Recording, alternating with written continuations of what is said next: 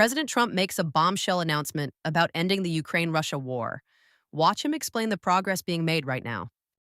I want to save a lot of lives, a lot of young people's, mostly young people. It's the war, it's the soldiers, and if we can do that, also, as you know, I got started because the money that's been spent on this war is insane. It should have never happened, and it would have never happened if I were president.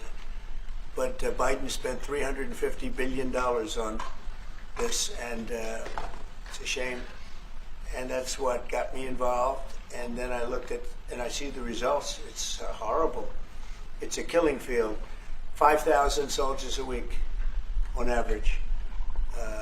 And we want to stop that. We both want to stop that for a lot of reasons, but I would say that is my number one reason. Why do you think that Russia, that we will get Russia to accept a deal that also Ukraine and Europe is willing to accept? I think so, yeah. I do. I believe they will accept, and I think we're going to get this over with. I hope so. Here's soon. President Trump delivering a direct message to Vladimir Putin after recent missile strikes. I wasn't happy with it, and we're in the midst of talking peace, and missiles were fired, and I was not happy with it. That's what I meant, and that's, you know, what it is. I assume that's what you mean. Sorry, yeah, if the bombs keep falling, will you consider additional sanctions toward Russia, or what will you do if President Putin does not I'd rather answer that question in a week. I want to see if we can have a deal.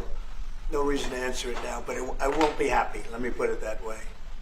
Things will happen. Mr. President, why are you not putting more pressure on Russia? I know a lot of Europeans. Putting a lot of pressure. You don't know what pressure I'm putting on Russia. They're dealing. You have no idea what pressure I'm putting on Russia. We're putting a lot of pressure. Can you maybe tell us that? We're putting a lot of pressure on Russia, and Russia knows that, and some people that are close to it know, or he wouldn't be talking right now. The Prime Minister understands that better than anybody. He wouldn't be talking right now. He's talking, and we're putting a lot of pressure. I think he wants to make a deal. We're going to find out very soon, but it takes two to tango, and you have to have Ukraine want to make a deal. Watch too. as President Trump addresses the controversial question about Ukraine giving up territory for peace. How will you deal with that with your allies? And do you stand by that Ukraine have to give? Former Secretary General happens to be right here, you know, so they can't put words in his mouth. He's been a great general, frankly. It was because that's what you are. Really, you're a general. But he's been a great Secretary General. We had a tremendous relationship, very successful, and I think he could speak for himself. He's right here. But do you still agree that Ukraine have to give some territory away to win peace? Well, it depends what territory. They've been fighting. They've lost a lot of territory. We'll do the best we can. Working with Ukraine, we'll do the best we can. But they lost a lot of territory. When you say Crimea, that was handed over during a president named Barack Hussein Obama.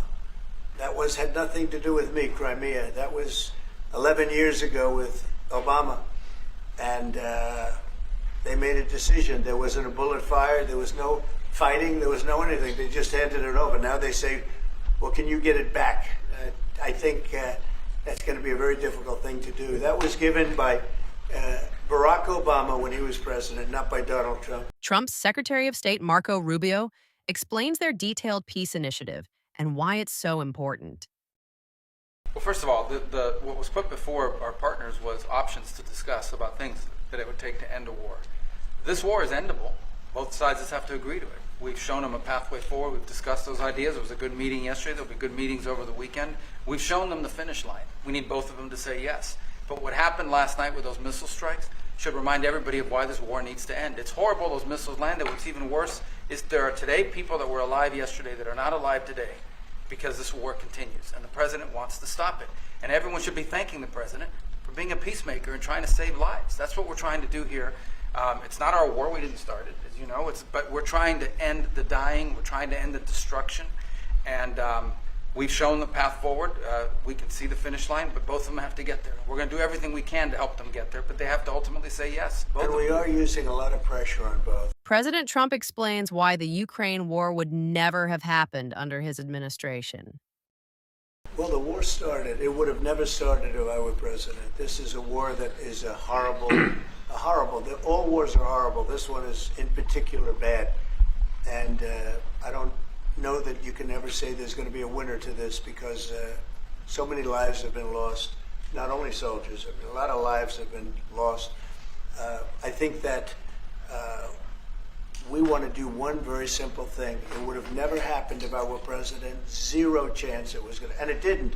You know, people say, how do you know that? Number one, it didn't happen. We never even discussed it. I would talk to Putin about it. It was the apple of his eye. You know, Ukraine was the apple of Putin's eye, but there was never even a thought that he'd go in. And I think he understood that I would not be happy if he did.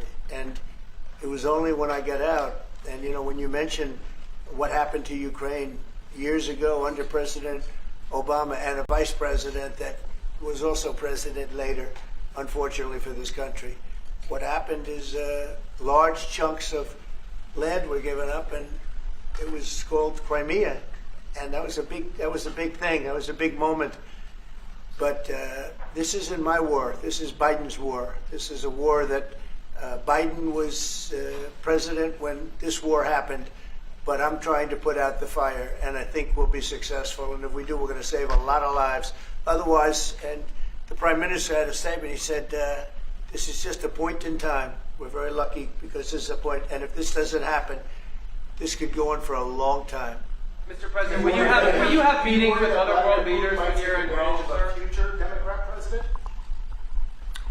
I don't think he will. I think he wants to make peace. I think he wants to end it. And I feel pretty confident of that. But we're gonna know pretty soon. Please like and subscribe if you like our news clips.